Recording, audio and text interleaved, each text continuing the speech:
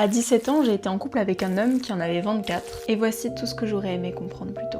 T'es mal la phrase d'accroche. Le fameux « t'es mature pour ton âge », c'est pas une excuse au fait qu'il soit attiré par toi. Le problème dans l'histoire, c'est pas toi, c'est lui. Lui l'adulte, et il est responsable d'avoir choisi d'avoir une relation avec toi. Et de savoir tout ce que ça implique. Tu verras que même à 22 ans, mon âge aujourd'hui, tu ne regarderas même pas les garçons qui ont moins de 20 ans, voire même moins que ton âge, et c'est là que tu comprendras à quel point ce n'est pas normal à 24 ans, alors que tu as probablement une vie active professionnelle, que tu vis probablement seule, d'être attiré par une personne de 17 ans qui le matin se lève pour aller au lycée et qui n'a pas encore son bac. C'est pas parce que t'es plus jeune que tes besoins et tes limites sont moins importantes. Personne n'a le droit de te faire croire l'inverse. C'est pas parce qu'il est plus âgé que sa parole a plus d'importance que la tienne. Si tout le monde trouve ça bizarre, c'est probablement parce que ça l'est. La différence d'âge dans un couple, c'est complètement possible, hein, mais ça dépend à quel âge. 7 ans d'écart à 17 ans et 24 ans, c'est pas la même chose qu'à 30 ans et à 37 ans. Ça, c'est purement mon avis. Hein. Et cette différence d'âge à cet âge-là implique forcément qu'il a une forme d'ascendant sur toi. S'il ne fait rien pour rééquilibrer la situation qui est naturellement déséquilibrée,